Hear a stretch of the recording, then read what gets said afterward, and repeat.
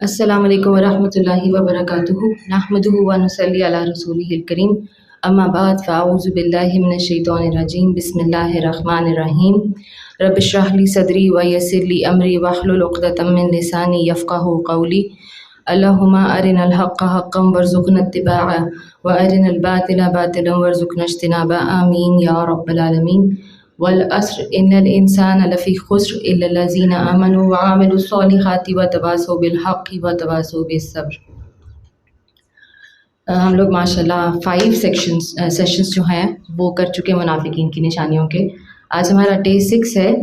और हमने अब तक सूरह तौबा तक का जो सेक्शन है कुरान करीम का, जहाँ जहाँ अल्लाह सुब्हानहू व तआला ने मुनाफिकीन की निशानियाँ, उनसे नाराज़गी, उनकी सज़ाएँ बयान की हैं, वो कवर कर लिया है। आज हम सूरह नूर को कनेक्ट करते हैं। सूरह नूर हमने अल्हम्दुलिल्लाह लास्ट जो सेशन था तफसीर का उसमें कवर की थी और वहाँ हमने ये देखा था कि मुनाफिकीन ने हज़रत आयशा सिद्दीक़ा रज़ी अल्लाह तआला अन्हा के पाक दामन पर तोहमतें लगाई थी, बहतान लगाए थे और नबी अकरम सल्लल्लाहु अलैहि वसल्लम की जो अज़दवाजी ज़िंदगी थी उसको बहुत सख्त अज़ियत में मुब्तला कर दिया था और पूरे मदीने में जो है ये मामला ये फैल गया था और बड़ी देर तक आयशा सिद्दीक़ा रज़ी अल्लाह तआला अन्हा जो हैं वो भी बहुत कर्ब से गुजरी थी, हज़रत अबू बकर सिद्दीक़ रज़ी अल्लाह तआला अन्हु भी और बेशक नबी अकरम सल्लल्लाहु अलैहि वसल्लम भी। ठीक है, इस सिलसिले में फिर सूरह नूर में बहुत सारी हदूद के अहकामात जो थे वो नाजिल किए अल्लाह सुब्हानहू व तआला ने और ऑफ कोर्स वो सारे के सारे अब यहाँ पे तो नहीं बयान किए जा सकते, लेकिन उस पस मंज़र में अल्लाह सुब्हानहू व तआला ने मदीने के मुनाफिकीन पर कुछ गुस्से का इजहार किया था। आयत नंबर 47 देखते हैं सूरह नूर की। बिस्मिल्लाहिर्रहमानिर्रहीम। व यक़ूलून आमन्ना बिल्लाहि व बिर्रसूलि व अताअना सुम्मा यतवल्ला फ़रीक़ुम मिनहुम मिन बअदि ज़ालिक वमा उलाइका बिलमुमिनीन। ये लोग कहते हैं कि हम ईमान लाए अल्लाह पर और रसूल सल्लल्लाहु अलैहि वसल्लम पर, हमने इताअत कबूल की, मगर इसके बाद इनमें से एक ग्रोह इताअत से मुँह मोड़ जाता है, ऐसे लोग हरगिज़ मोमिन नहीं हैं। ये वो लोग हैं जिनकी हम सिफ़ात डिस्कस कर रहे हैं, जिनकी हम खसलतें, इनके किरदार को हम देख रहे हैं। इनकी ज़िंदगी में नबी अकरम सल्लल्लाहु अलैहि वसल्लम की तरफ से मुँह मोड़ने की वजह से अंधेरा ही अंधेरा था। आज भी जो मुनाफिकीन इस्लाम के अंदर इनफिल्ट्रेट हुए हुए हैं और मोमिनीन को की हौसला शिकनी करते हैं और उनको वरगलाते हैं दीन के ख़िलाफ़ और उनका मजाक उड़ाते हैं, उनकी ज़िंदगी में भी आज अंधेरा ही अंधेरा है। तो अल्लाह सुब्हानहू व तआला फरमा रहे हैं वमा उलाइका बिल मोमिनीन। वमा का मतलब भी नहीं और बिल मोमिनीन में ब भी ज़ोर देने के लिए कहा गया है। तो जब इस तरह का अंदाज़ अल्लाह सुब्हानहू व तआला का होता है किस आयत में, तो इसका मतलब होता है कि हरगिज़ हरगिज़ नहीं, हरगिज़ तुम किसी धोखे में ना रहना कि ये जो लोग हैं ये ख़ुद को मोमिन समझते हैं। जब इन्होंने अल्लाह और अल्लाह के रसूल की इताअत कबूल नहीं की है तो ये हरगिज़ मोमिन नहीं है, ये सिर्फ़ और सिर्फ माशरे में फ़साद पैदा करने वाले लोग हैं। ठीक है, अपना भी ईमान खोते हैं, अपने साथ वाले मुसलमानों के ऊपर भी ख़तरनाक हमले करते हैं, जो इनके दिल में वसवसे और शुबहात आते हैं वो दूसरे मुसलमानों के दिलों में डालते हैं और इनकी देखा देखी ये लोग तो इस्लाम के दायरे से निकलते ही हैं, कई और नेक दिल साफ दिल मोमिन भी इस निफाक का शिकार हो जाते हैं। तो इस तरह के लोगों की सोहबत से बचने की बेइंतहा ज़रूरत है। अगली आयत में अल्लाह सुब्हानहू व तआला फरमाते हैं व इज़ा दुऊ इलल्लाहि व रसूलिही लियहकुम बैनहुम इज़ा फ़रीक़ुम मिनहुम मुअरिदून। जब इनको बुलाया जाता है अल्लाह और रसूल की तरफ ताकि रसूल इनके आपस के मुकदमे का फ़ैसला करें तो इनमें से एक फ़रीक कतरा जाता है। ठीक है, ये भी मुनाफिकीन की एक बहुत बड़ी निशानी है कि जहाँ इनको अपना फ़ायदा नज़र आता है। ठीक है, एक मामला तो ये है कि जो मुकदमात का फ़ैसला नबी अकरम सल्लल्लाहु अलैहि वसल्लम मदीना शरीफ में फ़रमाते थे,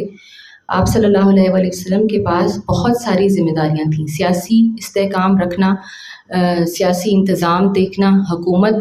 यानी कि आप ये देखिए कि वो एक ही वक्त में बहुत सारे महाज़ों को डील कर रहे थे। तबलीग का काम भी उनके ज़िम्मे था, जंग भी उनके, यानी कि अस्करी क़यादत, सियासी क़यादत, हुकूमती क़यादत, दीनी क़यादत, इखलाकी क़यादत, तजारती क़यादत, सब की सब जो है नबी अकरम सल्लल्लाहु अलैहि वसल्लम ख़ुद संभालते, ख़ुद देखते थे और इसी वजह से फिर जज भी आप ही थे। تو جہاں پر یہودیوں کو اپنا فائدہ نظر آتا تھا اور منافقین کا بھی بالکل یہی معاملہ تھا، جہاں ان کو لگتا تھا کہ اسلام کی شریعت، اللہ کا حکم ہمارے فائدے میں ہوگا، وہ آپ صلی اللہ علیہ وآلہ وسلم کے پاس اپنا کیس لے کر آ جاتے تھے، اور جہاں ان کو لگتا تھا کہ اللہ اور اللہ کے رسول کا حکم جو ہے وہ ہمارے خلاف جائے گا یا ہمارا مقدمہ کمزور ہے، تو پھر مسلمان ہوتے ہوئے بھی وہ آپ صلی اللہ علیہ وآلہ وسلم کو جج نہیں بناتے تھے، پھر وہ دوسرے قبائل کے سرداروں کے پاس چلے جاتے تھے اپنے مسائل کا فیصلہ کروانے، یا پھر یہودی جو علماء تھے اور جو یہودی سردار وغیرہ تھے ان کے پاس چلے جاتے تھے، ٹھیک ہے۔ تو اپنا فائدہ ان کو جہاں نظر آتا تھا وہاں چل پڑتے تھے، ایک تو یہ بات ہے۔ دوسری بات یہاں پر جو سمجھنے کی ہے وہ یہ ہے کہ جیسے میں نے بیان کیا کہ سورہ نور میں اللہ سبحانہ تعالیٰ کی حدود اور احکامات بہت سارے بیان ہوئے ہیں ڈیٹیل میں، تو ان کو جہاں یہ محسوس ہوتا ہے، آج کے دور کے مسلمان اور منافق کو بھی دیکھیے کہ ان کو جہاں محسوس ہوتا ہے کہ اللہ کا جو یہ حکم ہے یہ ہمارے لیے سخت ہو جائے گا، اللہ کا جو یہ حکم ہے یہ ہمارے لیے مشکل ہو جائے گا ماننا، یہاں پر جو ہے ہمیں خاندان سے جھگڑا کرنا پڑے گا، یہاں پر ہمیں اپنے سسرال سے جھگڑا کرنا پڑے گا، یہاں پر ہمیں اپنی اولاد سے جھگڑا کرنا پڑے گا، تو وہ حکم ہم نہیں مانتے، ہم اپنے آپ کو اس میں کسی نہ کسی کی معذوری کا اظہار کر دیتے ہیں، ہم اور یہ ایک بہت بڑا جو ہم نے ڈائلاگ پکڑا ہوا ہے کہ کوئی بات نہیں، اللہ معاف کرنے والا ہے، سب سے پہلے ہماری ایکسکیوز یہ ہوتی ہے کہ اللہ معاف کرنے والا ہے، چاہے ہمارے اس نہ ماننے کی وجہ سے ہمارے بچے فحاشی میں مبتلا ہوں، ٹھیک ہے، معاشرے میں فساد پھیلے، سود پھیلے، بے حیائی پھیلے، زنا پھیلے، خاندانی نظام تباہ ہو جائے، معاشرتی نظام تباہ ہو جائے، ہم نے صرف اپنے لیے ایکسکیوزز ڈھونڈنے کی کوشش کی نہیں ہے۔ آج کا مسلمان، خاص طور پہ پاکستان یا بر صغیر کے مسلمانوں کا یہ بہت زیادہ معاملہ ہے، کیونکہ ہم خود کو بہت زیادہ پریویلیج سمجھتے ہیں، ہم اسی بات پہ ہی ساری زندگی خوش ہوتے رہتے ہیں کہ ہم تو پیدا ہی مسلمان گھرانوں میں ہوئے ہیں، اور سمجھتے ہیں ہم کہ یہی ہمارا بہت بڑا اعزاز ہے۔ کیا یہ کم ہے کہ ہم کسی مسلمان گھر میں پیدا ہوئے ہیں؟ جبکہ آپ یہ دیکھیے کہ جو دوسرے ممالک میں، خاص طور پہ ویسٹرن ممالک میں اور افریقن کنٹریز میں، جہاں پر اسلام اب بہت تیزی سے پھیل رہا ہے، دین کو پڑھ کر، سمجھ کر، اللہ سبحانہ تعالیٰ کے احکام کو، سنت، حدیث، تفسیر، ایک ایک چیز کو سمجھ کر ایک ایک انسان انڈیویجول محنت کر رہا ہے دین کے اوپر، اور وہ ہم سے زیادہ سمجھدار، ہم سے زیادہ دین کے پابند، ہم سے زیادہ اللہ کے فرما بردار ہیں، حالانکہ انہوں نے بعد میں اسلام قبول کیا ہے، ٹھیک ہے، وہ ریورٹڈ مسلمز ہیں، لیکن ان کا ریورٹڈ مسلمز ہونے کے باوجود ان کا آپ ایمان کا لیول دیکھیں کہ وہ اتنی سختی سے اللہ سبحانہ تعالیٰ کے احکام کو پہلی دفعہ پڑھ کر قبول کر لیتے ہیں، اور ہم ساری زندگی صرف سر ڈھکنے کے اوپر بحثیں کرتے رہتے ہیں۔ اتنی چھوٹی سی بات ہے کہ ہم اپنی بچیوں کے اوپر اور اپنے سروں کے اوپر زندگی بھر دوپٹہ نہیں رکھ سکتے۔ پہلی دفعہ جب شادی کا کارڈ آتا ہے، تیاری شروع ہوتی ہے، جب گھروں میں اس کے ملبوسات کی شادی کے لیے، تو کہیں پہ نہیں خیال کرتے ہم کہ اس میں کتنی بے پردگی ہونے والی ہے، بچیوں نے کس قسم کے کپڑے پہننے ہیں، سلیو لیس ہونے ہیں، سی تھرو ہونے ہیں، اور ان کے سر ننگے ہونے ہیں۔ سب سے زیادہ فحاشی جو پاکستان میں اس وقت موجود ہے نا، وہ شادی بیاہ پہ ہوتی ہے، ٹھیک ہے، اور اس ایک دن میں جتنے ہم بے انتہا ہزاروں اللہ تعالیٰ کے احکامات جو ہے ان کی نافرمانی کرتے ہیں، یہ اللہ تعالیٰ اسی کی بات کر رہے ہیں کہ جہاں ان کا مقدمہ کمزور پڑ رہا ہوتا ہے وہاں اللہ اور اللہ کے رسول سے آنکھیں پھیر لیتے ہیں، اور جہاں ان کو لگتا ہے کہ فائدہ ہے، جہاں وراثت میں فائدہ مل رہا ہوتا ہے یا کسی دوسرے کیس میں ہمیں فائدہ مل رہا ہوتا ہے، وہاں پہ ہمیں اللہ کے رسول کی سنت، حدیث سب یاد آ جاتی ہے۔ اگلی آیت میں اللہ سبحانہ تعالیٰ فرماتے ہیں وَإِن يَكُن لَّهُمُ الْحَقُّ يَأْتُوا إِلَيْهِ مُذْعِنِينَ، البتہ اگر حق ان کی موافقت میں ہو تو رسول کے پاس بڑی اطاعت کیش بن کر جاتے ہیں، یعنی کہ اطاعت گزار بن کر جاتے ہیں۔ تو مذعنین جو ہے نا لفظ، اس سے مراد ہے بڑا فرما بردار، بہت ہی زیادہ اطاعت گزار بننا، یعنی کہ جب اگر مدینے کے منافقین کو دیکھا جائے تو غزوات کے بعد جب ان کو مال غنیمت ملنا ہوتا تھا تو آ کے صحابہ کی اور نبی اکرم صلی اللہ علیہ وآلہ وسلم کی خوشامدیں کرتے تھے، ان کی خدمتیں کرتے تھے، ان کے پاس جو اپنے بہانے تھے جنگ میں نہ شامل ہو کے ان کی قسمیں کھا کے پیش کرتے تھے اپنے آپ کو، اور جنگ میں پرفارمنس ان کی زیرو ہوتی تھی۔ تو یہ معاملہ تھا ان کا، اور اس کی کیا وجہ ہے؟ یہ جو ان کی فطرت ہے کہ اپنی موافقت کا حق ہوتا ہے جب اپنے فائدہ ہوتا ہے، یا جیسے ہم نے پچھلی آیت میں دیکھا کہ اپنے مقدمے میں مضبوطی چاہیے ہوتی ہے تو آپ صلی اللہ علیہ وآلہ وسلم کی طرف دوڑتے ہیں، تو اللہ سبحانہ تعالیٰ اس کی 3 بڑی وجوہات بیان کرتے ہیں. اگلی آیت میں اس کو ہم دیکھتے ہیں ڈیٹیل سے.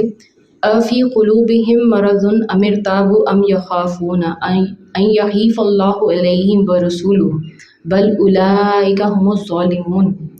کیا ان کے دلوں کو منافقت کا روگ لگا ہوا ہے؟ یہ پہلی وجہ ہے منافقت کا روگ لگنا. یا یہ شک میں پڑے ہوئے ہیں، یہ دوسری وجہ ہے. یا ان کو یہ خوف ہے کہ اللہ اور اس کا رسول ان پر ظلم کرے گا، یہ تیسری وجہ ہے. ٹھیک ہے، دین اسلام کے جو احکامات ہیں اور اللہ تعالیٰ کے جو احکامات ہیں ان کو نہ ماننے کی ہماری بیسیکلی 3 یہ بڑی وجوہات ہیں. اللہ سبحانہ تعالیٰ فرما رہے ہیں اصل بات یہ ہے کہ ظالم تو یہ لوگ خود ہیں. یہ لوگ ظالم ہیں جنہوں نے اپنے لیے یہ بہانے تلاش کر لیے ہیں اللہ کے احکامات اور حدود کو نہ ماننے کے لیے. ان سب کے دلوں میں نفاق کا مرض گھر کر گیا ہے. نہ ان کو پردے کا حکم پسند ہے، ٹھیک ہے، نہ ان کو نکاح کا حکم پسند ہے، نکاح مشکل ہے، زنا عام ہے، ٹھیک ہے، نہ ان کو استحزان کے یا حدود کے لیان کے جو بھی قانون سورہ نور میں نازل ہوئے نہ ان کو وہ پسند ہے، ٹھیک ہے، نہ ان کو عام شریعت پسند ہے، نہ ان کو سود سے جنگ کرنا پسند ہے. ان کو کچھ نہیں پسند ہے، نہ ان کو اللہ کی راہ میں جہاد کرنا پسند ہے، نہ ان کو اللہ کے رسول کی اطاعت جو ہے وہ پسند ہے. یہ شدید کمزور ایمان کی نشانیاں ہیں. اور دوسرا یہ کہ یہ تو شک کرتے ہیں، یہ خود پر بھی شک کرتے ہیں، یہ اللہ پر شک کرتے ہیں، اللہ کی کتاب پر شک کرتے ہیں کہ پتہ نہیں ہم یہ پورا کر سکیں گے نہیں، پتہ نہیں یہ اس دور کی آیات ہیں کہ نہیں، پتہ نہیں یہ احکام اب امپلیمنٹ ہوتے ہیں کہ نہیں. اس زمانے میں تو یہ جو معاشرت قرآن ہم سے مانگ رہا ہے نا، یہ اب سوشل سسٹم نہیں ڈیولپ ہو سکتا. یہ اس دور کی باتیں ہیں، یہ بہت عام ایکسکیوزز ہیں جو ہم لوگوں سے سنتے ہیں. اور بڑے بڑے پڑھے لکھے اور دین کی سمجھ رکھنے والے جو ہیں وہ اس طرح کے الفاظ بیان کرتے ہیں ایکسکیوزز دینے کے لیے. جب لوگ ان سے فتویٰ فروشی کرواتے ہیں، اپنے حق میں کوئی فیصلہ لینے کی کوشش کرتے ہیں، ٹھیک ہے، اور اسی شک کی وجہ سے اسلام کو ماننے والے لوگوں کو، مومنین کو، یہ ایکسٹریمسٹ کا لیبل دے دیتے ہیں کہ نہیں جو اللہ کے سارے حکم مانتا ہے نا یہ تو خبتی ہے، یہ تو دیوانہ ہے اور یہ ایکسٹریمسٹ ہے، ہم اس کے ساتھ نہیں چل سکتے. تیسری وجہ بیان فرمائی اللہ سبحانہ تعالیٰ نے کہ ان کو یہ لگتا ہے کہ اللہ اور اللہ کے رسول ان پر ظلم کر رہے ہیں. ٹھیک ہے، ان کو گناہ سے جو روکا جا رہا ہے، فحاشی بے حیائی سے جو معاشرے کو روکا جا رہا ہے، وہ ان پہ دراصل ظلم ہے. یہ نہیں جانتے کہ اس میں ہمارا اور ہماری اولاد کا ہی فائدہ ہے. کبھی ایسا ہوا ہے کہ اللہ سبحانہ تعالیٰ نے اپنی امت محمدی پر یا اپنے انسان پر،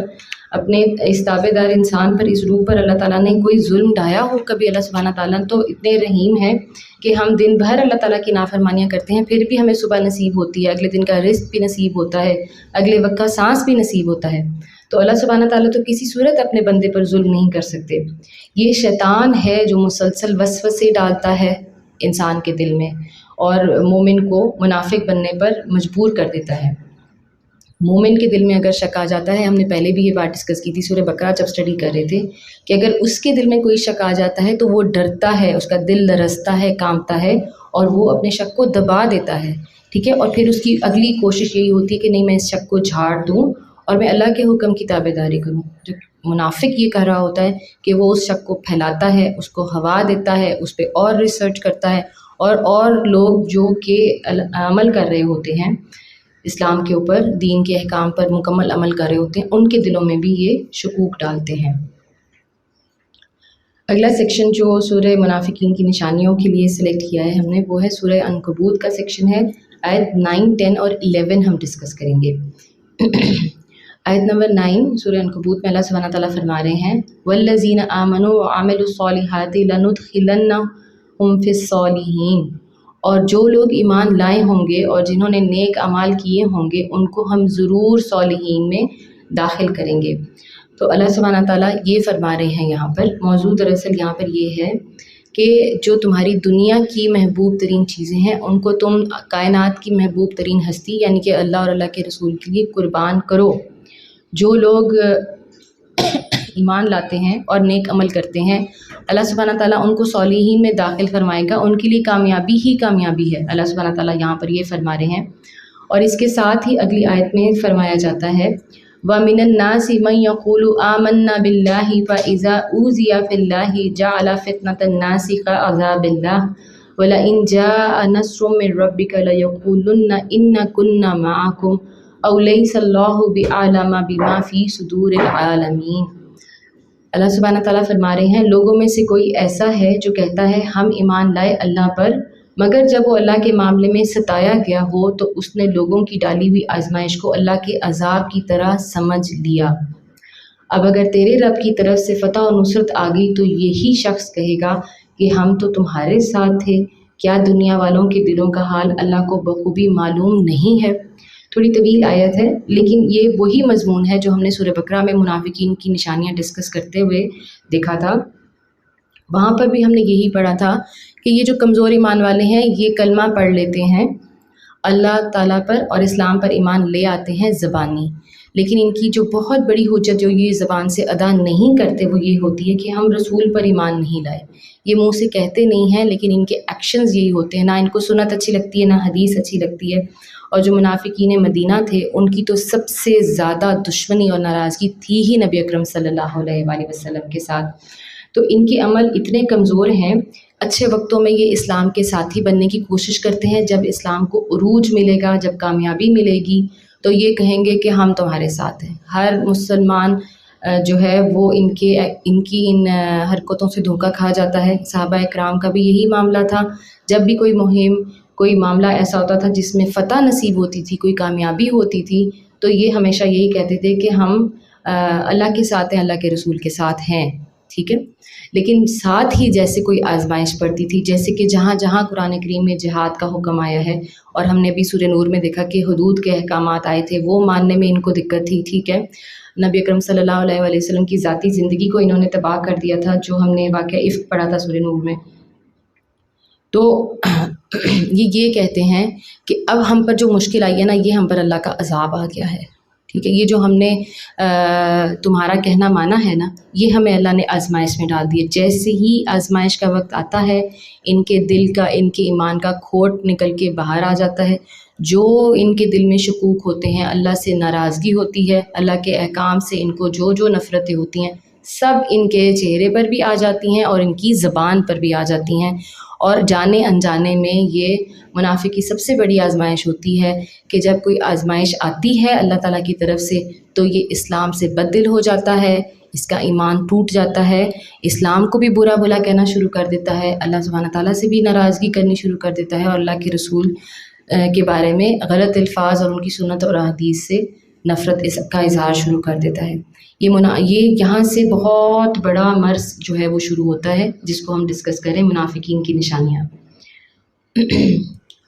آیت 11 میں اللہ سبحانہ تعالیٰ فرما رہے ہیں وَلَيَعْلَمَنَّ اللَّهُ الَّذِينَ آمَنُوا وَلَيَعْلَمَنَّ الْمُنَافِقِينَ، اور اللہ کو تو ضرور یہ دیکھنا ہی ہے کہ ایمان لانے والے کون ہیں اور منافق کون ہیں۔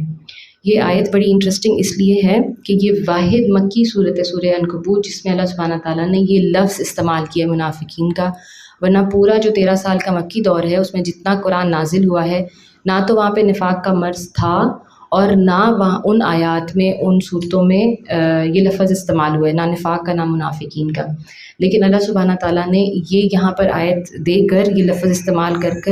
یہ بتا دیا ہے مسلمانوں کو، اس وقت کے مسلمانوں کو بھی بتا دیا تھا، ہمیں بھی سمجھا دیا ہے کہ یہ اللہ جانتا ہے دلوں کے حال، اور اللہ جانتا ہے کہ یہ معاملہ ہونے والا ہے، ایسے لوگ پیدا ہوں گے اسلام کے اندر، اسلام کو نقصان پہنچانے والے،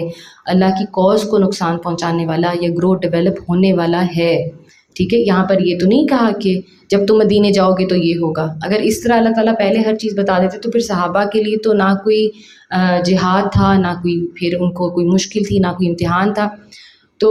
یہ یہاں پر صرف اس لیے بتایا گیا ہے کہ اللہ سبحانہ تعالیٰ بہتر جانتا ہے تمہارے دلوں کی چالاکیوں کو، تمہارے دلوں کے شکوک کو، جو تمہارے دلوں میں گول گول وسوسے ڈلتے ہیں شیطان کی طرف سے، کون ایمان کا نام لے کر دنیا میں شور مچاتا ہے اور کون دراصل دل میں نفاق رکھ کے بیٹھا ہوا ہے۔ اللہ سبحانہ تعالیٰ تمہاری اندر باہر کی تمام حالت و حقیقت کو بہتر جانتا ہے۔ نیکسٹ سیکشن ہم شروع کر رہے ہیں سورۃ الاحزاب کا۔ سورہ احزاب جو ہے وہ غزوہ خندق کے پس منظر میں یہ صورت نازل ہوئی تھی، اور اس صورت میں بیشتر مقامات پر اسی غزوہ کے بارے میں بات کی جا رہی ہے۔ جو سیکشن میں نے یہاں پر سلیکٹ کیا ہے اس میں منافقین کی غداری کا اللہ سبحانہ تعالیٰ نے ذکر فرمایا ہے۔ غزوہ خندق کے موقع پر تمام مشرکین اور جو یہود قبائل تھے وہ اکٹھے ہو کر انہوں نے مدینے کا محاصرہ کر لیا تھا اور چڑھائی کر دی تھی۔ اور نبی اکرم صلی اللہ علیہ وآلہ وسلم نے صحابہ کے مشورے سے پھر یہ ایک نئی اسٹریٹجی بنائی تھی کہ خندق کھودی گئی تھی، مدینہ شہر سے باہر کھودی گئی تھی، تو جو خواتین اور بچے تھے وہ شہر میں گھروں کے اندر ان کو چھوڑ آئے تھے اللہ کے حوالے کر کے، اور سب کے سب صحابہ جو تھے وہ خندق جہاں پر کھودی گئی تھی اس لائن کے اوپر آ کے کھڑے ہو گئے تھے، اور وہاں سے انہوں نے پھر مدینے کو ڈیفینڈ کیا تھا۔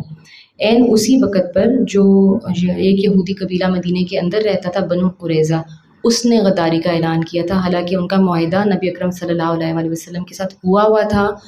کہ جب مدینے پر حملہ ہوگا تو ہم مدینے کو آپ کے ساتھ مل کے پروٹیکٹ کریں گے۔ انہوں نے یہ معاہدہ توڑا، تو اس کی وجہ سے یہ بہت بڑا ایک نفسیاتی حملہ انہوں نے کیا تھا مسلمانوں کے اوپر، صحابہ کے زور کو توڑنے کے لیے، ان کے جذبے کو توڑنے کے لیے۔ اسی وقت سب سے پہلا کام جو ہوا تھا وہ منافقین نے شور مچانا شروع کر دیا تھا، اور انہوں نے یہ کہا تھا نبی اکرم صلی اللہ علیہ وآلہ وسلم سے کہ ہم سے تو کیسر و کسرا کے ملک فتح کیے جانے کے وعدے کیے تھے آپ صلی اللہ علیہ وآلہ وسلم نے، تو ہم نے آپ کا یہ ساتھ دیا تھا، لیکن ہمارا آج حال یہ ہے کہ اس محاصرے کی وجہ سے ہم تو رفع حاجت کے لیے بھی گھروں سے باہر نہیں جا سکتے۔ کسی نے یہ کہا کہ ہم خندق کے محاذ سے رخصت چاہتے ہیں کیونکہ ہمارے بیوی بچے جو ہیں وہ اب شہر کے اندر محفوظ نہیں ہیں۔ کسی نے کہا کہ ہمیں اپنے مال کی، اپنے جو جانور ہیں، جو اپنی فصلیں ہیں مدینے میں، اس کی فکر ہے، ہم اس کی وجہ سے یہاں سے رخصت چاہتے ہیں۔ کسی نے یہ تک کہا، منافقین کے ایک گروپ نے یہ بھی خفیہ سازشیں کی آپس میں کہ جو حملہ آور آئے ہیں ان کے ساتھ ہم آپس میں دوستی کا معاملہ کر لیتے ہیں اور نبی اکرم صلی اللہ علیہ وآلہ وسلم کو ان کے حوالے کر دیتے ہیں، ٹھیک ہے، تو ہماری جان ہمیشہ کے لیے ان دشمنوں سے چھٹ جائے گی۔ تو بہت ہی شدید آزمائش کا وقت تھا، اور بہت سارے منافقین کا اس غزوے میں بھی، جیسے کہ ہم نے غزوہ تبوک میں بہت ڈیٹیل سے دیکھا تھا، اس غزوے میں بھی بہت سارے منافقین کے چہرے سے نقاب اتر گیا تھا۔ آیت نمبر 11 میں اللہ سبحانہ تعالیٰ فرماتے ہیں وَإِذْ يَقُولُ الْمُنَافِقُونَ وَالَّذِينَ فِي قُلُوبِهِم مَّرَضٌ مَّا وَعَدَ اللَّهُ وَرَسُولُهُ إِلَّا غُرُورًا۔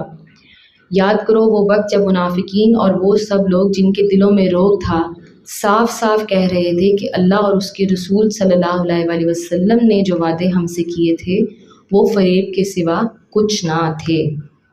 استغفر اللہ۔ آپ یہ دیکھیے کہ جب دل میں آہستہ آہستہ ایک داغ، دو داغ کر کے جیسے جیسے نفاق بڑھتا جاتا ہے، پھر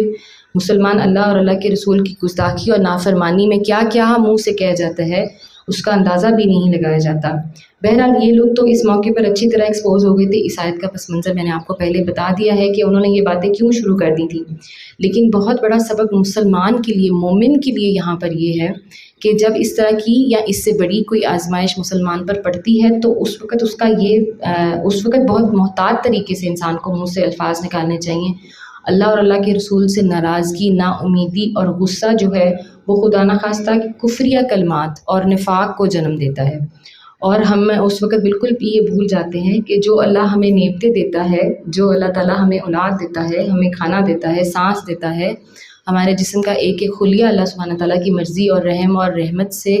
اور اس کی برکت سے، اس کی غفور و رحیم ہونے کی وجہ سے چل رہا ہے، تو اگر اس کی طرف سے کوئی امتحان آزمائش آ گئی تو وہ بھی اللہ کے کرم اور اللہ کے فضل سے دور ہو جائے گی۔ مسلمان کا شیوا نہیں ہے کہ اس طرح کے الفاظ استعمال کرے، اور یہ بات سمجھ لیجیے یہاں پر کہ جب بھی آپ اللہ تعالیٰ کی نافرمانی اور ناراضگی کو للکارتے ہیں تو پھر آپ اپنے آپ کو اسلام کے دائرے سے خارج کرنے کی تیاری خود کرتے ہیں، ٹھیک ہے۔ نفاق کا یہ جو مرض ہم ڈسکس کر رہے ہیں آج کل، بہت خطرناک، عام طور پر ہمارے اندر موجود، کسی وقت بھی باہر آ جاتا ہے۔ اس کو مسلسل دبانے، اس کا علاج کرنے، اس سے بچنے کی بے انتہا ضرورت ہے۔ یہ جو ہم کمپیریٹیو اسٹڈی کر رہے ہیں اس کی ایگزیکٹلی یہی وجہ ہے کہ چھوٹی چھوٹی چیزیں ہوتی ہیں، چھوٹی چھوٹی غلطیاں ہیں جو کرتے کرتے یہ اتنا بڑا ایک جو ہے وہ کردار بنا دیتی ہیں، اتنا بڑا منافق کی جو کریکٹر اسکیچ ہم یہاں ڈسکس کریں، اتنا بڑا یہ ایک انسان جنم لے جاتا ہے اسی مومن کے دل میں سے جو کہ اچھا بھلا ایمان کی حالت میں ہوتا ہے۔ آیت 13 میں اللہ سبحانہ تعالیٰ فرماتے ہیں وَإِذْ قَالَتْ طَائِفَةٌ مِّنْهُمْ يَا أَهْلَ يَثْرِبَ لَا مُقَامَ لَكُمْ فَارْجِعُوا وَيَسْتَأْذِنُ فَرِيقٌ مِّنْهُمُ النَّبِيَّ يَقُولُونَ إِنَّ بُيُوتَنَا عَوْرَةٌ وَمَا هِيَ بِعَوْرَةٍ إِن يُرِيدُونَ إِلَّا فِرَارًا۔ جب ان میں سے ایک گروہ نے کہا کہ اے یثرب کے لوگوں، تمہارے لیے اب ٹھہرنے کا کوئی موقع نہیں ہے، پلٹ چلو۔ جب ان کا ایک فریق یہ کہہ کر نبی اکرم صلی اللہ علیہ وسلم سے رخصت طلب کر رہا تھا کہ ہمارے گھر خطرے میں ہیں، حالانکہ وہ خطرے میں نہ تھے، دراصل وہ محاذ جنگ سے بھاگنا چاہتے تھے۔ جو میں نے آپ کو سورہ احزاب کا پس منظر بیان کیا ہے، اس آیت میں اللہ سبحانہ تعالیٰ نے وہ فرمایا ہے۔ اور یثرب، جیسا کہ ہم سب جانتے ہیں کہ مدینہ منورہ کا پرانا نام جو ہے وہ یثرب تھا، اور منافق جو ہے وہ ارد گرد ہر جگہ پھیلے ہوئے تھے، بدوؤں کی صورت میں بھی تھے، مدینہ میں بھی تھے، اور جو بیشتر بدو باہر سے مدینہ کے آس پاس سے شامل ہوئے تھے اسلام میں، وہ بیشتر جو ان کی کیٹیگری تھی وہ منافقین کی تھی، اس لیے کہ وہ اپنے سیاسی مفادات کے لیے، اپنے قبائل کو مضبوط کرنے کے لیے نبی اکرم صلی اللہ علیہ وسلم کے ساتھ انہوں نے بیعت کی تھی۔ نہ ان کے دلوں میں ایمان تھا، نہ انہوں نے اسٹڈی کیا تھا، اور نہ ان کو شوق تھا۔ ٹھیک ہے، یہاں پر جو یہ فرمایا گیا نا فرجعو، کہ تم پلٹ چلو، اس کی اصل میں ان کے دل میں دو تین یعنی کہ باتیں تھیں جو ان کے دل سے یہ چاہ رہے تھے منافقین۔ ایک تو یہ تھا کہ یہ چاہتے تھے، اندر سے یہ چاہتے تھے کہ مدینہ جو ہے وہ واپس پرانے والا یثرب بن جائے، اسی لیے پرٹیکولرلی ان کے دل کے حال کی وجہ سے یہاں پر لفظ یثرب استعمال ہوا ہے، ورنہ مدینہ بھی ہو سکتا تھا یا یہ شہر بھی ہو سکتا تھا استعمال۔ تو یثرب کا ورڈ استعمال کرنے کا مطلب ہی یہ ہے کہ یہ اپنی زندگی کو پرانی زندگی کی طرف پلٹانا چاہتے تھے۔ ٹھیک ہے، صحابہ اکرام اور مہاجرین جو مکہ سے آئے تھے ان سے چھٹکارا حاصل کرنا چاہتے تھے، اپنا پرانا جو ان کا طرز زندگی تھا، جو یہودیوں کے ساتھ تجارت تھی، جو آپس میں مشرکین مکہ سے دوستی تھی، اس کو بحال کرنا چاہتے تھے۔ تو اس فرجعو کے اندر جو ہے نا بہت ساری ان کی دل کی حالتیں چھپی ہوئی ہیں۔ پھر دوسرا یہ بھی چاہتے تھے کہ یہ جو اتنا پھیلا ہوا دشمن ہے، یہ جو اتنے تعداد میں کفار آ گئے ہیں مدینے پر چڑھائی کرنے کے لیے، ان سے اپنی جان چھڑاؤ اور پلٹ چلو، یہ بھی اس کا مطلب ہے۔ اور تیسرا یہ بھی ہے کہ تم سب مل کر اسلام چھوڑ دو، اپنے آبائی دین کی طرف واپس پلٹ چلو، یہ بھی پلٹ چلو کا مطلب ہے۔ ٹھیک ہے، تو یہ ان کے دل کی حالتیں ہیں جو اللہ تعالیٰ یہاں پر بیان فرما رہے ہیں۔ صرف اور صرف یہ اللہ تعالیٰ سے فرار حاصل کرنا چاہ رہے تھے، ان کو اصل میں کوئی خطرہ نہیں تھا، حالانکہ نبی اکرم صلی اللہ علیہ وسلم اور تمام اصحابہ کے آف کورس جو خاندان ہیں، جو اولاد ہے، جو مال اسباب مویشی فصلیں، وہ بھی مدینے میں ہی تھیں۔ وہ ایسی بات تو نہیں ہے کہ یہ کسی اور ایریے سے اٹھ کے آئے تھے اور منافقین کسی اور ایریے سے اٹھ کے آئے تھے، یا ان کو کوئی خاص پروٹیکشن چاہیے تھی، وہ کوئی خاص کیٹیگری کے لوگ تھے، کوئی ایلیٹ تھے، ایسا نہیں تھا۔ تو نبی اکرم صلی اللہ علیہ وسلم اور صحابہ نے ان کو بہت زیادہ ان کے حوصلوں کو جو ہے وہ بلند کیا، اور ان کو بہت سمجھایا بجھایا تھا کہ آخر ہمارے گھر بھی تو ہیں وہاں پر، ہمارا بھی تو خاندان، ہماری بھی عورتیں وہیں پر موجود ہیں، تو تم لوگ اللہ کا دامن تھامی رکھو اور یہاں پر جہاد پہ اپنے قدم جمائی رکھو۔ لیکن یہ لوگ کسی کی بات سننے کو تیار نہیں تھے، اور ان میں سے جو بیشتر منافقین تھے، جیسے یہ احد میں بھاگے تھے، ٹھیک ہے، جیسے یہ تبوک میں شامل نہیں ہوئے تھے، تو خندق میں بھی ان کی یہی حرکتیں تھیں کہ یہ وہاں سے بارڈر سے بھاگ کر واپس آ گئے تھے۔ آیت نمبر 14 میں اللہ سبحانہ تعالیٰ فرما رہے ہیں وَلَوْ دُخِلَتْ عَلَيْهِمْ مِنْ أَقْطَارِهَا وَلَوْ دُخِلَتْ عَلَيْهِمْ مِنْ أَقْطَارِهَا ثُمَّ سُئِلُوا الْفِتْنَةَ لَآتَوْهَا وَمَا تَلَبَّثُوا بِهَا إِلَّا يَسِيرًا، اگر شہر کے اطراف سے دشمن گھس آئے ہوتے اور اس وقت انہیں فتنے کی طرف دعوت دی جاتی تو یہ اس میں جا پڑتے، اور مشکل سے انہیں شریک فتنہ ہونے میں کوئی تعامل ہوتا۔ یعنی کہ اللہ تعالیٰ یہ بتا رہے ہیں کہ اگر بالفرض کفار مکہ،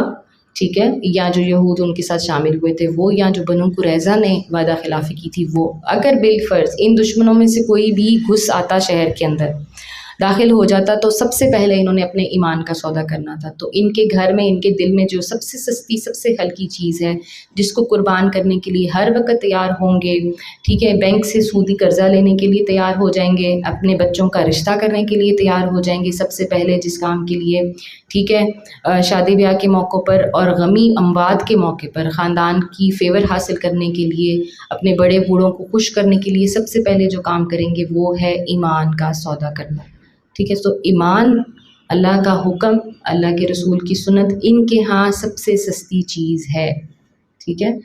یہ منافق کا ایک پکا طریقہ ہوتا ہے، آل دا ٹائم اس کے ایکشن کے پیچھے یہ ایک موٹیو چھپا ہوا ہوتا ہے، ٹھیک ہے، ظاہر ہو یا باطن ہو، واضح ہو جائے، کھل جائے تو ٹھیک، نہ کھل جائے، اگر یہ راز اس کے ان پہ پردہ پڑا بھی رہے ساری زندگی تو اس کی حرکتیں یہ بات واضح کر دیتی ہیں کہ بات بات پر وہ اللہ اور اللہ کے دین کا سودا کرتا ہے، بات بات پر وہ سنت اور حدیث کا سودا کرتا ہے، بات بات پر وہ شریعت میں یا تو نکتے نکالتا ہے یا وہ اس کو بیچ دیتا ہے۔ اور منافق کا جو گھٹیا کردار ہے نا، یہ اس کا سب سے برا آپ کا یہ کہ پوائنٹ ہے، یہ سب سے برا اس کا حصہ ہے، عنصر ہے کہ وہ ہر وقت کسی نہ کسی فتنے میں شریک ہونے کے لیے تیار ہو جاتا ہے۔ جیسے ہی اس کو کوئی مشکل کی للکار پڑتی ہے وہ دین بیچ دیتا ہے۔ آیت 15 میں اللہ سبحانہ تعالیٰ فرما رہے ہیں وَلَقَدْ كَانُوا عَاهَدُوا اللَّهَ مِن قَبْلُ لَا يُوَلُّونَ الْأَدْبَارَ وَكَانَ عَهْدُ اللَّهِ مَسْئُولًا۔ ان لوگوں نے اس سے پہلے اللہ سے عہد کیا تھا کہ یہ پیٹھ نہ پھیریں گے، اور اللہ سے کیے ہوئے عہد کی باز پرست تو ہونی ہی ہے۔ یہاں پر جو ان کی معافیوں تلافیوں کی عادت ہے اور وعدہ خلافیاں کرنے کی عادت ہے، اس کی طرف اللہ سبحانہ تعالیٰ نے اشارہ فرمایا ہے کہ قدم قدم پر ہسٹری میں منافقین نے جو 9 سالہ ہسٹری مدینہ منورہ کی ہے اس میں بھی، اور آج تک اسلام کی جو 1450 سال کی امت محمدی کی ہسٹری ہے اس میں، جو بنی اسرائیل کی ہزاروں سال کی ہسٹری ہے یہودیوں کی، وہ بھری پڑی ہے وعدہ خلافیوں کے ساتھ، وہ بھری پڑی ہے جھوٹی قسموں کے ساتھ، اور ان کو اللہ کی پوچھ کا، اللہ سے غداری کا ان کو کوئی ڈر نہیں ہے۔ اللہ سبحانہ تعالیٰ یہاں پر یہ فرما رہے ہیں کہ ان کو پتہ نہیں کیوں یہ لگتا ہے کہ ہم نے اللہ کے آگے پیش نہیں ہونا، اور ان کو نہ جانے کیوں یہ لگتا ہے کہ نہ اللہ کے رسول کو پتہ چلے گا کہ یہ جو کر رہے ہیں اصل میں اس کے پیچھے ان کا مقصد کیا ہے، یا یہ ایکچولی جھوٹ بول رہے ہیں۔ ساری زندگی یہ اسی خلف، اسی دھوکے میں رہتے ہیں کہ یہ ہم جو کہہ رہے ہیں نا وہ کسی کو پتہ نہیں چلے گا۔ nobody is ever going to find out کہ اصل میں ہم اندر سے کیا چاہتے ہیں۔ آگے فرماتے ہیں قُل لَن يَنفَعَكُمُ الْفِرَارُ إِن فَرَرْتُم مِّنَ الْمَوْتِ أَوِ الْقَتْلِ وَإِذًا لَّتُمَتَّعُونَ إِلَّا قَلِيلًا۔ اے نبی صلی اللہ علیہ وآلہ وسلم، ان سے کہیے اگر تم موت یا قتل سے بھاگو تو یہ بھاگنا تمہارے لیے کچھ بھی نفع بخش نہ ہوگا، اس کے بعد زندگی کے مزے لوٹنے کا تھوڑا ہی موقع تمہیں مل سکے گا۔ تو جیسے ایک چیلنج ہوتا ہے اللہ سبحانہ تعالیٰ نے یہاں پر ان کو دے دیا ہے کہ تم ایسے بھاگنے والے ہو ہر محاذ سے، تم جہاد سے بھاگتے ہو، خصوصاً یہاں پر اگر ہم غزوہ خندق کا حوالہ دیکھیں تو وہ بھی، اور جو دنیا کے جہاد اللہ تعالیٰ ہم سے جو ڈیمانڈ کرتا ہے، اللہ کے قرآن کے جو احکام ہیں، جو تعلیمات ہیں، ہر حکم کی کوئی نہ کوئی اللہ سبحانہ تعالیٰ کے پاس مسلمان کے لیے فائدہ ہوتا ہے۔ ہم اس فائدے کو ساری زندگی ڈھونڈتے رہتے ہیں، توجیہیں ڈھونڈتے رہتے ہیں، عمل نہیں کرتے۔ تو اللہ تعالیٰ یہ فرما رہا ہے کہ تم بار بار بھاگو ان سب احکام سے، ٹھیک ہے۔ یہاں جہاد میں تم موت کے ڈر سے یا قتل کے ڈر سے بھاگ رہے ہو، ٹھیک ہے۔ باقی جو تمہارے دنیاوی معاشرتی معاملات ہیں، تمہارے خاندانی معاملات میں، ان میں تم اور وجوہات سے بھاگتے ہو۔ تم وقت کے زمانے کے پریشر کی وجہ سے بھاگتے ہو، تم خاندانی پریشر کی وجہ سے بھاگتے ہو، تم اولاد کے پریشر کی وجہ سے بھاگتے ہو، مال کمانے کی وجہ کی پریشر سے بھاگتے ہو۔ تو مسلمان کے پاس زندگی میں یہ جتنے محاذ آتے ہیں یہ اس کے چیلنجز ہیں، اس کا یہ کام آج کے دور میں ہم میں سے آپ اور میں ہر وقت بندوقیں لے کے نہیں کھڑے ہو جاتے بارڈر پر جا کے لڑنے کے لیے، ٹھیک ہے۔ جب تک حکومت وقت کا حکم نہیں ہوتا یا خلیفہ کا حکم نہیں ہوتا، جہاد تب تک فرض نہیں ہوتا۔ بہرحال جو اس وقت معاملات چل رہے ہیں کشمیر یا غزہ وغیرہ میں، اس وقت تو جہاد فرض بنتا ہے، لیکن یہ میرے اور آپ کا کام نہیں ہے یہ والے فتوے دینا۔ ہمارے جو محاذ ہیں وہ یہ ہمارے ڈیلی کے محاذ ہیں کہ ہماری اولاد گھر سے نکل رہی ہے تو کیا اس کا سطر پورا ہے کہ نہیں، جو ہم اپنی اولاد کے لیے فیصلے کرتے ہیں وہ ان کے لیے دین کے اصول کے، دین کے احکامات کے مطابق ہیں کہ نہیں، ہم ان کو کس طرح کے پروفیشن میں انوالو کر رہے ہیں، کیا اللہ کے رسول اس کی اجازت دیتے ہیں یا نہیں، ٹھیک ہے۔ ہم ان کی تعلیم کے لیے، ان کی شادی بیاہ کے لیے، اپنے گھر مکان بنانے کے شوق میں جو قرضے لیتے ہیں کیا وہ سودی قرضے ہیں، اپنا لیونگ سٹینڈرڈ بڑھانے کے لیے جو ہم کمائی کر رہے ہیں کیا وہ حلال ہے یا حرام ہے، ہمارے یہ محاذ ہیں۔ تو اللہ سبحانہ تعالیٰ یہ فرماتے ہیں کہ تم زندگی بھر ان محاذوں سے بھاگتے جاتے ہو، لیکن کیا تمہیں یقین ہے کہ تم اس کے بعد، اس محاذ سے بھاگنے کے بعد اپنے آپ کو بچا پاؤ گے؟ کیا تمہیں دنیا میں کامیابی ہی ملنی ہے یا تمہیں شہرت ہی ملنی ہے، ٹھیک ہے، تمہیں نفع ہی ملنا ہے؟ تمہیں یقین ہے کہ جو سودی نظام کے اندر تم گھستے جا رہے ہو، تم یہ اللہ اور اللہ کے رسول سے جنگ کرتے ہو، اس کے بعد تمہیں ترقی ہی ترقی ملنی ہے؟ آر یو سو شور؟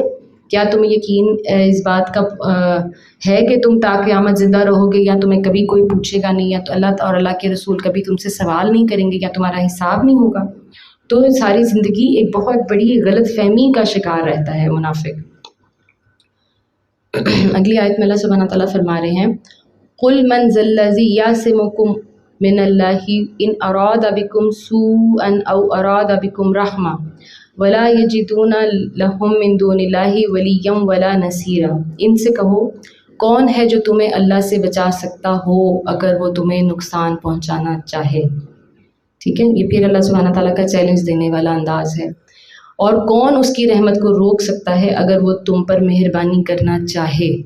اللہ کے مقابلے میں تو یہ لوگ کوئی حامی اور مددگار نہیں پا سکتے ہیں۔ اللہ سبحانہ تعالیٰ نے بڑا یہاں پر جھنجھوڑا ہے منافقین کو، اور کفار کو بھی یہاں پر جھنجھوڑا ہے۔ یہ جو تم اپنے لیے راہ فرار ڈھونڈتے ہو زندگی میں، اپنے لیے خیر جمع کرنے کی کوشش کرتے ہو، کیا تمہیں یقین ہے کہ اللہ اور اللہ کے رسول جو ہے وہ اس میں تمہارے ساتھ ہیں؟ اور کیا تمہیں یقین ہے کہ جو تم اللہ کی نافرمانی کر رہے ہو تمہیں اب کوئی نقصان نہیں پہنچے گا؟ کیا تمہیں اس بات پر یقین نہیں ہے کہ اگر تمہیں کوئی نقصان پہنچانا ہے تو اللہ سے کوئی تمہیں بچا نہیں سکتا؟ اور اگر کوئی رحمت تم پر پہنچنی ہے تو وہ تم اللہ کے دین میں پورے کے پورے داخل ہو تب بھی اللہ تم تک پہنچائے گا۔ جو نعمتیں، جو برکتیں، جو رزق، جو فراوانی، جو اولاد، جو تمہاری قسمت میں اللہ تعالیٰ نے لکھ دی ہے، جو تقدیر کی کتاب میں اللہ تعالیٰ کے فیصلے درج ہو گئے ہیں، ان کو تمہاری یہ حرکتیں بدل نہیں سکتی ہیں۔ تم جتنا بھی بھاگو اس تقدیر سے تو تم شیطان کے وسوسوں میں آتے ہو، تم اپنے نفس کے پیچھے چلتے ہو ساری زندگی، ان حملوں کا تم شکار ہو جاتے ہو، لیکن پتہ نہیں کیوں تم یہ بھول جاتے ہو کہ تمہاری تقدیر کا جو اصل مالک ہے، نقصان ہونا نہ ہونا بھی اس کے بس میں ہے، رحمتیں ملنا اور خدا نخواستہ نہ ملنا بھی اللہ سبحانہ تعالیٰ کے بس میں ہے۔ تو اللہ سبحانہ تعالیٰ بار بار ان کو سوئے ہوئے مسلمانوں کو جگا رہے ہیں۔ آگے فرماتے ہیں آیت نمبر 18 میں قَدْ يَعْلَمُ اللَّهُ الْمُعَوِّقِينَ مِنْكُمْ وَالْقَائِلِينَ لِإِخْوَانِهِمْ هَلُمَّ إِلَيْنَا وَلَا يَأْتُونَ الْبَأْسَ إِلَّا قَلِيلًا۔ اللہ تم میں سے ان لوگوں کو خوب جانتا ہے جو جنگ کے کام میں رکاوٹیں ڈالنے والے ہیں، جو اپنے بھائیوں سے کہتے ہیں کہ آؤ ہماری طرف، جو لڑائی میں حصہ لیتے بھی ہیں تو بس نام گنانے کو۔ ٹھیک ہے، خصوصاً جنگ خندق کے بارے میں یہ بات ہو رہی ہے۔ تقریباً صرف اور صرف 1000 صحابہ تھے اس جنگ کے موقع پر، اور اتنی لمبی سرحد تھی مدینہ کی جو چوز کی تھی نبی اکرم صلی اللہ علیہ وآلہ وسلم نے، اتنی باریک اور بہت لمبی سی صف ایک بن گئی تھی، بس صرف اتنی اسٹرینتھ تھی، یعنی کہ ایک ایک دو دو لوگوں کی فائل تھی۔ ایسا نہیں تھا کہ جو خندق کھودی گئی ہے اور اس کے پیچھے لشکر عظیم ہے مسلمانوں کا، ایسا نہیں تھا، بہت کمزور حالت تھی صحابہ کی، اور اسی وجہ سے یہ خندق کھودی گئی تھی کیونکہ اتنے گھوڑے، اتنے ہتھیار، اتنا اسلحہ نہیں تھا مسلمانوں کے پاس۔ ٹھیک ہے، اور اس افراد کی کمی کا منافقین اتنا فائدہ اٹھاتے تھے کہ رات دن جب ان کا دل کرتا تھا صفوں میں سے غائب ہو جاتے تھے۔ ٹھیک ہے، اور ان کی یہی کوشش ہوتی تھی، جیسے اندھیرا ہوا ہے، جیسے ہم نے یہ ڈسکس کیا تھا، آپ کو یاد ہوگا کہ فجر اور عشاء کی نمازیں ان کو مشکل لگتی ہیں کیونکہ اندھیرا ہوتا ہے، اور یہ تو ریاکاری کے لیے مسجد نبی آتے تھے، اور آج بھی ایسے لوگ موجود ہیں جو صرف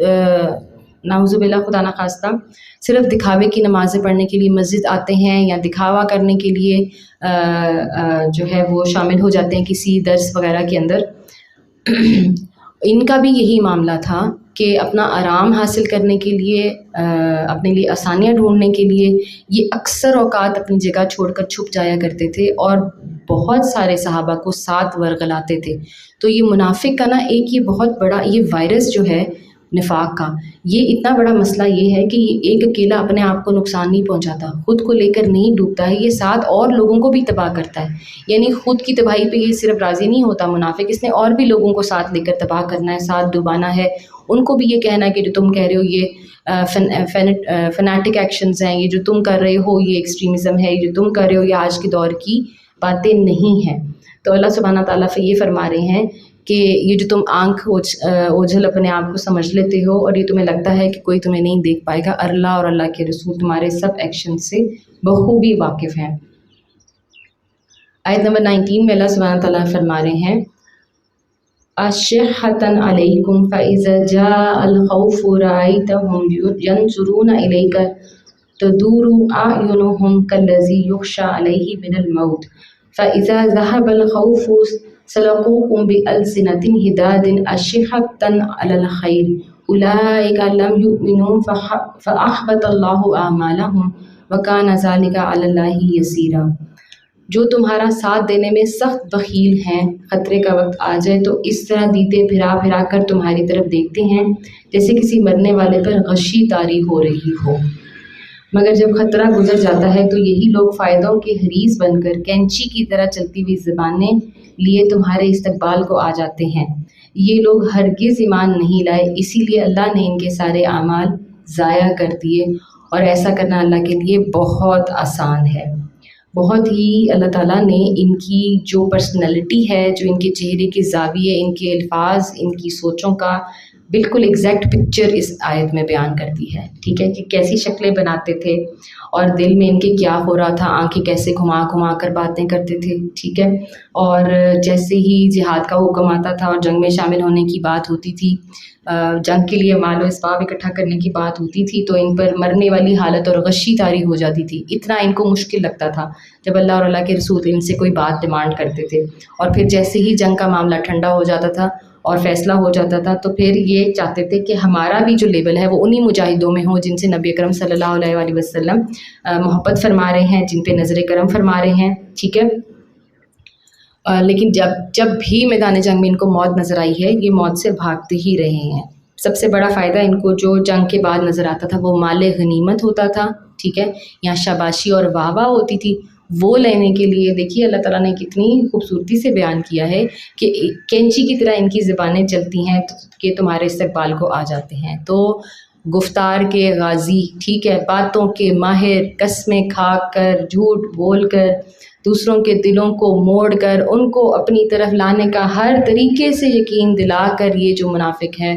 یہ مومن کی ایمان کو تباہ کرتا ہے، ٹھیک ہے، ایوری سنگل ٹائم یہی ہوتا ہے۔ یہ مدینے کے منافقین کا ذکر ہو یا آج کے دور کے منافقین کا ذکر ہو، ٹھیک ہے، صدقہ خیرات دینے میں یہ سب سے پیچھے ہوں گے، ٹھیک ہے، فرائض ادا کرنے میں یہ سب سے پیچھے ہوں گے، لیکن جیسے ہی اسلام کو کامیابی ملے گی، جیسے ہی کوئی فائدے والی بات ان کو نظر آئے گی، کوئی حکم ایسا آئے گا، کوئی موومنٹ ایسی چلے گی جہاں پر پتہ چلے گا کہ یہاں پر تو بہت واہ واہ ہونے والی ہے، بڑی شہرت ملنے والی ہے اور مجھے اسٹیج پہ بھی بلایا جائے گا، مجھ سے بلوایا بھی جائے گا، یہ ہوگا وہ ہوگا، وہاں پر وہ ہمیشہ سب سے صف اول میں کھڑے ہو جاتے ہیں۔ اللہ سبحانہ تعالیٰ یہ فرما رہے ہیں کہ اللہ تعالیٰ بہت اچھی طرح جانتا ہے کہ تمہارا خلوص اور تمہاری وفاداری کیسی ہے، تمہارے سب کے سب اعمال جو تم نے نیکیاں کی ہوئی ہیں وہ بھی اللہ تعالیٰ ہفت کر لیں گے۔ اور اللہ سبحانہ تعالیٰ فرما رہے ہیں کہ قطعی یہ میرے لیے مشکل نہیں ہے، میرے لیے یہ کرنا بہت آسان ہے۔ اگلی آیت نمبر 20 میں فرما رہے ہیں یحسبون الاحزاب لم يذهبوا وان يأتي الاحزاب يودوا لو انهم بادون في الاعراب يسألون عن انبائكم ولو كانوا فيكم ما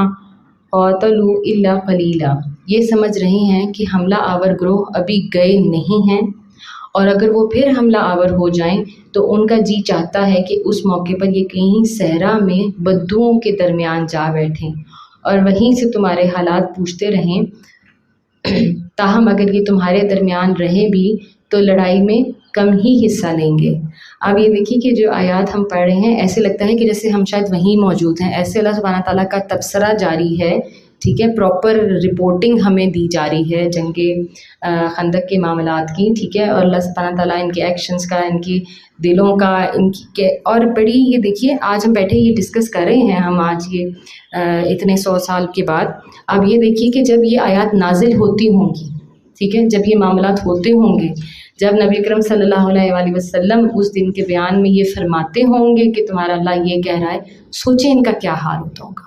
اور صد افسوس کہ 9 سال کی درس و تدریس، بیان، تبلیغ، محنت، نرمی کے باوجود بھی یہ لوگ نہیں سدھرے، کہ ان کو بالکل آؤٹ ان دی اوپن آ کے اللہ تعالیٰ یہ کہہ رہے ہیں، اور 9 سال مسلسل تربیت کی ہے۔ تو یہ جو معاملہ یہاں پر فرمایا گیا ہے وہ یہ ہے کہ جو جنگی خندق والا جو معاملہ تھا، وہ جو محاصرہ تھا وہ تقریباً 1 مہینے تک جاری رہا تھا۔ ایک رات اس طرح ہوا تھا کہ صحابہ اکرام اور نبی اکرم صلی اللہ علیہ وآلہ وسلم پر اللہ سبحانہ تعالیٰ نے نرمی والی اور رحمت والی نیند طاری کر دی تھی ایک رات، ٹھیک ہے۔ اس رات اتنی شدید آندھی ہوا اور طوفان چلا کہ آندھی ہوا اور طوفان سے کفار مکہ اور مشرکین کے جو لشکر آئے ہوئے تھے وہ ڈر گئے کہ شاید ہم پر کوئی آفت آنے لگی ہے، کیونکہ بہرحال ان کو عرب میں جتنی بھی اقوام کی تباہی ہوئی ہے، قوم لوط ہو، عاد ہو، سمود ہو، ان کو ان سب کے قصے تو معلوم تھے، ٹھیک ہے، اور اپنے آپ کو یہ دین ابراہیمی بھی کہتے تھے۔ اندر سے سب کو یہودی ہوں یا کفار مکہ ہوں، دے نیو کہ محمد صلی اللہ علیہ وآلہ وسلم از رائٹ، پتہ تھا اپنی انا اور اپنے آبائی دین کو نہ چھوڑنے کے لیے۔ یہ دو سب سے بڑی وجوہات تھیں جو 23 ایئرز انہوں نے اسلام قبول نہیں کیا، فتح مکہ تک یہ معاملہ چلتا رہا ہے، صرف یہ دو انا کی چیزیں، ٹھیک ہے، اپنی انا کہ ہم دین ابراہیمی پر ہیں، ہم صحیح دین پر ہیں، یہودیوں کی یہ انا کہ نہیں آخری نبی تو ہمارے اندر آئے گا، اور یہ کہ ہم اپنے آباء و اجداد کی رسومات، ان کا دین کیسے چھوڑ دیں، جانتے ہوئے بھی کہ یہ شرک ہے جو ہم کر رہے ہیں۔ تو یہ جو ہوا چلی، جو آندھی طوفان چلا، اسی سے وہ سب کی سب افواج ڈر گئی تھیں اور وہ راتوں رات ہی اپنا محاصرہ توڑ کر بھاگ گئی۔ جب صبح اٹھے تو میدان صاف تھا، ٹھیک ہے، صحابہ رضی اللہ تعالیٰ عنہم جو ہیں انہوں نے اللہ سبحانہ تعالیٰ کا شکر ادا کیا، لیکن اللہ تعالیٰ جیسے یہاں پر فرما رہے ہیں کہ منافق جو ہیں وہ تذبذب کا شکار تھے کہ یہ کیسے ہو گیا۔ they were not ready to understand کہ اللہ کی قدرت جو ہے وہ تمہارے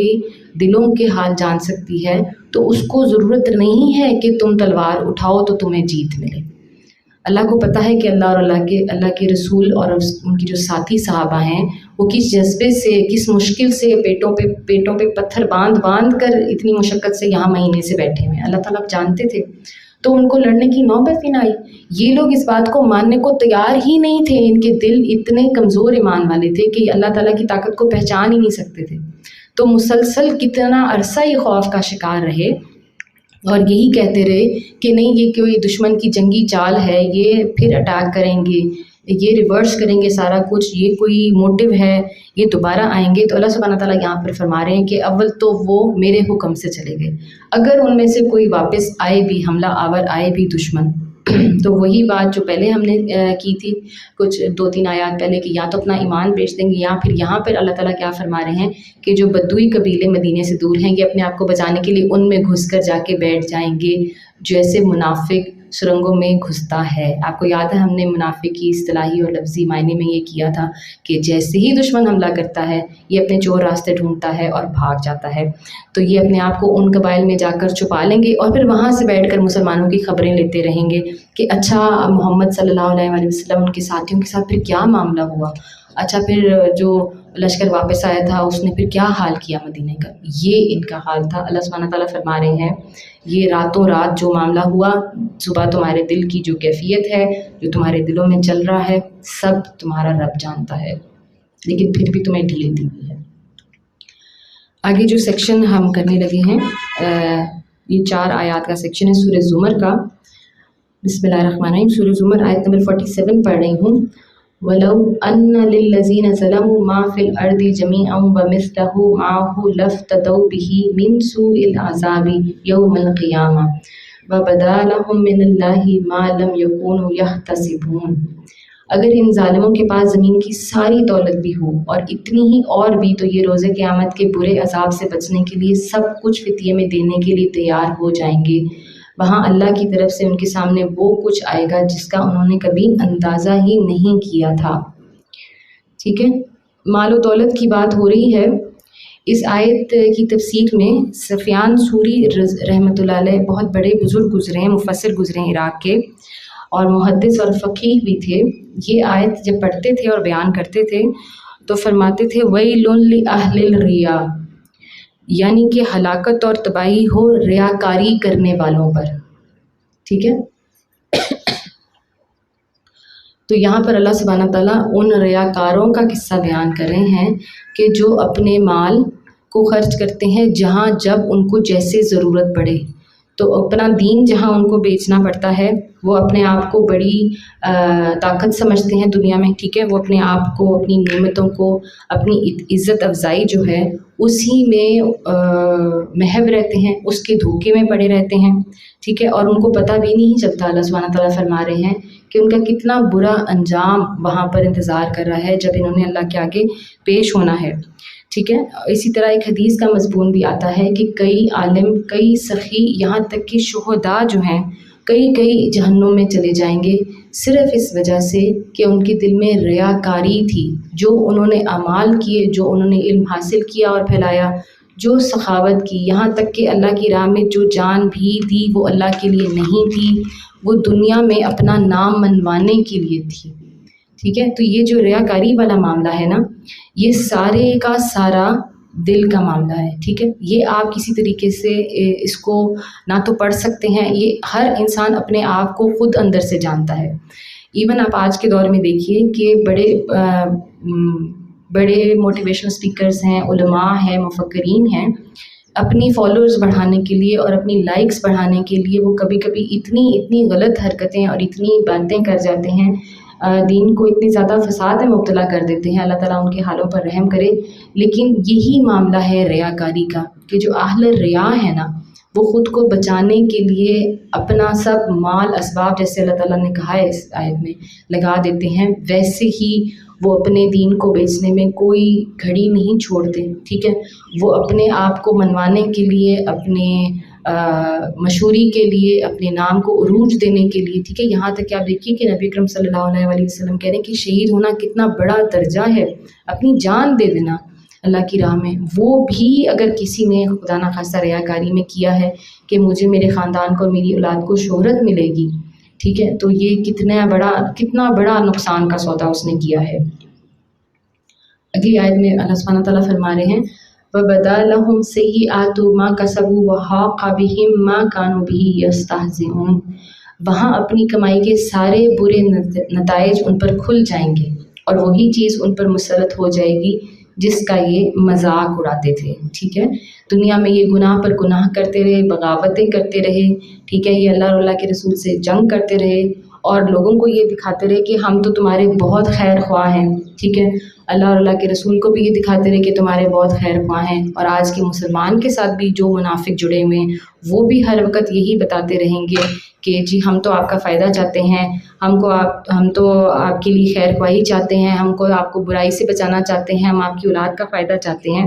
اللہ سبحانہ تعالیٰ فرما رہے ہیں کہ جو تم نے کمائے ہیں اپنے برے نتائج، وہ سب کے سب تم پر مسلط کر دیے جائیں گے اس عذاب کی صورت میں جس کا تم ساری زندگی مذاق اڑاتے رہے. تم میری آیات کا، میرے احکام کا مذاق اڑاتے رہے، میں اس ہی درجے سے وہ عذاب تم پر مسلط کروں گا. اور یہ تو اللہ تعالیٰ نے اپنی وعید سنا دی ہوئی ہے، یہ تو فرما دیا ہوا ہے کہ یہ جہنم کے سب سے نچلے گڑھے میں ہوں گے. آیت 49 میں اللہ سبحانہ تعالیٰ فرما رہے ہیں وَإِذَا مَسَّ الْإِنسَانَ ضُرٌّ دَعَانَا ثُمَّ إِذَا خَوَّلْنَاهُ نِعْمَةً مِنَّا قَالَ إِنَّمَا أُوتِيتُهُ عَلَى عِلْمٍ بَلْ هِيَ فِتْنَةٌ وَلَكِنَّ أَكْثَرَهُمْ لَا يَعْلَمُونَ. یہی انسان جب ذرا سی مصیبت اسے چھو جاتی ہے تو ہمیں پکارتا ہے، اور جب ہم اسے اپنی طرف سے نعمت دے کر ابھار دیتے ہیں تو کہتا ہے کہ یہ تو مجھے علم کی بنا پر دیا گیا ہے. نہیں، بلکہ یہ آزمائش ہے، مگر ان میں سے اکثر لوگ نہیں جانتے. اگلی آیت بھی ساتھ ہی پڑھ لیتے ہیں، آیت نمبر 50. قَدْ قَالَهَا الَّذِينَ مِن قَبْلِهِمْ فَمَا أَغْنَىٰ عَنْهُمْ مَا كَانُوا يَكْسِبُونَ. یہی بات ان سے پہلے گزرے ہوئے لوگ بھی کہہ چکے ہیں، مگر جو کچھ وہ کماتے تھے وہ ان کے کسی کام نہ آیا. تو آپ یہ دیکھیے یہاں پر یہ ذکر ہو رہا ہے اس بات کا کہ جب ان کو کوئی فتح نصیب ہوتی ہے، کوئی کامیابی ملتی ہے، تو یہ اپنا نام لے کر کھڑے ہو جاتے ہیں، اپنے نام کا جھنڈا لے کر کہ یہ ہماری عقل، ہماری سمجھ، ہمارے علم کی وجہ سے ہے. اور یہی جو بہت بڑا ایک آپ سمجھے سلوگن یا جو تقریر ہے نا، وہ قارون بھی کرتا تھا. ٹھیک ہے. تو اللہ سبحانہ تعالیٰ نے اس مضمون کو اگر ہم یہاں جوڑیں اور اس کو سمجھنے کی کوشش کریں منافق کے پس منظر میں، تو اللہ تعالیٰ نے یہاں پر بتا دیا ہے کہ جو تم ایک فولز پیراڈائز میں رہتے ہو، یہ سب خیر اور شر اللہ کی طرف سے آ رہا ہوتا ہے. ٹھیک ہے. لیکن منافق یہ کہتا ہے کہ جب کوئی پریشانی، آزمائش، مصیبت آئے گی، کوئی شر آئے گا، اللہ سے ناراضگی، ٹھیک ہے، اللہ کے دین پر الزام، اللہ کے رسول کی سنت اور حدیث پر الزام لگائے گا اور یہ کہے گا کہ یہ اللہ کی طرف سے مجھ پر مشکل پریشانی آئی ہے، اللہ چاہتا ہی نہیں کہ میں خوش رہوں، اللہ چاہتا ہی نہیں کہ میں کامیاب ہوں، اللہ تعالیٰ میری ترقی چاہتا ہی نہیں. اور جیسے ہی کوئی کامیابی، کوئی بڑی پوسٹ مل جائے گی، ٹھیک ہے، کوئی ترقی مل جائے گی، کوئی بڑی نعمت مل جائے گی تو سب سے پہلے اپنے نام کا چرچا کرے گا کہ میں عقل مند، میں عالم، میں بہترین سمجھدار فیصلے کرنے والا، میں بہت بڑا بزنس مین، میں بہت بڑا ٹائکون، یا میں بہت بڑا جو ہوں وہ ہوں پولیٹیشین ہوں، وٹ ایور. یعنی کہ خاندانی معاملات میں بھی دیکھیں، سیاسی معاملات میں بھی دیکھیں، دفتری معاملات میں بھی دیکھیں، یہ جو منافق ہے یہ ہر خیر اور ہر کامیابی ہر ایک کو اپنی طرف منسوب کرتا ہے. ٹھیک ہے، اس کو لگتا ہے I am the only person who is right, میں ہی صحیح ہوں، میں ونر ہوں، اور جو کچھ صحیح میرے ارد گرد ہو رہا ہے وہ میری وجہ سے ہو رہا ہے. پھر جیسے کوئی مشکل آتی ہے وہ بھول جاتا ہے کہ یہ میری غلطی کی وجہ سے اللہ سبحانہ تعالیٰ نے مجھے کوئی سزا دی ہوگی. یہ نہیں وہ کہے گا کبھی بھی، وہ یہ کہے گا کہ اللہ تعالیٰ مجھے چاہتا ہی نہیں خوش دیکھنا، اللہ تعالیٰ میری ترقی نہیں چاہتا، بس ہم جو مسلمان ہیں ہر وقت وہ پستے ہی رہتے ہیں. ٹھیک ہے، اس طرح کی باتیں کرتے ہیں پھر یہ لوگ. سورہ محمد کا سیکشن شروع کرتے ہیں. سورہ محمد آیت نمبر 16 میں اللہ سبحانہ تعالیٰ فرما رہے ہیں وَمِنْهُمْ مَنْ يَسْتَمِعُ إِلَيْكَ حَتَّى إِذَا خَرَجُوا مِنْ عِنْدِكَ قَالُوا لِلَّذِينَ أُوتُوا الْعِلْمَ مَاذَا قَالَ آنِفًا أُولَئِكَ الَّذِينَ طَبَعَ اللَّهُ عَلَى قُلُوبِهِمْ وَاتَّبَعُوا أَهْوَاءَهُمْ. ان میں سے کچھ لوگ ایسے ہیں جو کان لگا کر تمہاری بات سنتے ہیں اور پھر تمہارے پاس سے نکلتے ہیں تو ان لوگوں سے جنہیں علم کی نعمت بخشی گئی ہے پوچھتے ہیں کہ ابھی انہوں نے کیا کہا تھا. یہ وہ لوگ ہیں جن کے دلوں پر اللہ نے ٹھپا لگا دیا ہے اور یہ اپنی خواہشات کے پیرو بنے ہوئے ہیں. ٹھیک ہے، اس آیت کی جو انڈرسٹینڈنگ ہے ہم منافقین مکہ منافقین مدینہ کے حوالے سے بھی دیکھ لیتے ہیں اور آج کے دور سے بھی دیکھ لیتے ہیں کہ جب بھی نبی اکرم صلی اللہ علیہ وآلہ وسلم مسجد نبی میں بیان فرماتے تھے، درس فرماتے تھے، اور صحابہ اکرام بڑے شوق سے، بڑی لگن سے نبی اکرم صلی اللہ علیہ وآلہ وسلم کی بات سنتے تھے، بہت غور سے اس کو سمجھتے تھے اور اسی لمحے سے اس کے اوپر عمل کرنا شروع کر دیتے تھے. منافقین کا یہ معاملہ تھا کہ مارے باندھے بات دل نہ خواستہ مجبوری میں آدھے سوئے آدھے جاگے بیٹھے رہتے تھے، صرف اور صرف اپنی حاضری لگوانے کے لیے کہ یہ جو سارا مجمع ہے نا صحابہ کا، ان کو ہماری شکل پتہ چل جائے کہ ہم آج پریزنٹ تھے. بس صرف اس لیے بیٹھے رہتے تھے. اور حال ان کا یہ تھا، جیسے اللہ تعالیٰ یہاں پر فرما رہے ہیں کہ مجلس سے اٹھتے تھے تو پھر ہوش و حواس ان کے غائب ہوئے ہوتے تھے. ٹھیک ہے، کچھ ان کو یاد نہیں ہوتا تھا، کوئی انٹرسٹ نہیں ہوتا تھا نبی اکرم صلی اللہ علیہ وآلہ وسلم کی بات میں. حالانکہ آپ دیکھیے کہ کیا عظیم انسان، کیا عظیم بات فرما رہا ہے، کیا عظیم جگہ ہے، کیا وقت ہے. ٹھیک ہے، اور ہم لوگ تو، ہم اور آپ تو ترستے ہیں کہ یا اللہ کیا ہمارے اوپر رحم ہوتا، ہمارے اوپر کیا کرم ہوتا کہ ہم آقا علیہ السلام کے ساتھ اس وقت موجود ہوتے، ہم وہ والے مسلمان ہوتے جن کے درجات جو ہیں ان کی بلندی آج تک قرآن کریم بیان کرتا ہے. لیکن آپ یہ دیکھیے کہ اسی دور کے مسلمان ہیں، یہ اسی دور کے لوگ ہیں، سائملٹینیسلی یہ دو گروپس موجود ہیں. تو اللہ تعالیٰ نے ہمیں اس دور میں پیدا کیا ہے. اس معاملے میں دیکھیے کہ آپ شکر ادا کریں کہ ہم میں جو نفاق اس وقت موجود ہے، اگر اس وقت ہوتے تو ہمارا تو معاملہ ختم تھا. پھر ہم تو کفار کے ساتھ جو اللہ تعالیٰ نے ہمارا فیصلہ فرما دیا، خدا نہ خواستہ منافقین کا معاملہ وہ ہو جانا تھا. تو اتنا شدید ان کے اندر یہ بے دہانی تھی دین کی طرف سے، اور نبی اکرم صلی اللہ علیہ وآلہ وسلم سے اتنی بے دلی تھی کہ یہ باہر نکل کے کہتے تھے کہ یہ کیا فرما رہے تھے. ٹھیک ہے، کوئی بات ان کے دل پہ نہ اثر کرتی تھی، نہ ان کو سمجھ آتی تھی. ایبسلیوٹلی ایوری ڈے ان کا یہی کام تھا. ٹھیک ہے، اور آج کی جو منافقین ہیں ان کا بھی یہی معاملہ ہے. ان کے آگے آپ جتنی مرضی آیتیں بیان کر دیں، جتنی مرضی تفسیریں بیان کر دیں، شریعت بیان کر دیں، مفتیان اکرام کے ان کو احکام سنا دیں، جو مرضی آپ ان کو سمجھاتے جائیں، بجھاتے جائیں، اور ایسا ہوتا ہے، استغفر اللہ، اللہ تعالیٰ ہمیں اس طرح کے معاملات سے بچائے کہ سالوں سال کبھی کبھی لوگ مسجد جاتے رہتے ہیں، سالوں سال 5 وقت کی نماز پڑھتے ہیں امام صاحب کے پیچھے، سالوں سال ایسے بچے بچیاں خواتین اور مرد ہیں جو تفاسیر پروگرام جوائن کرتے ہیں، ان کو سنتے ہیں، قرآن کریم پورا سال پتہ نہیں کئی دفعہ ختم کرتے ہیں تلاوت کر کر کے. لیکن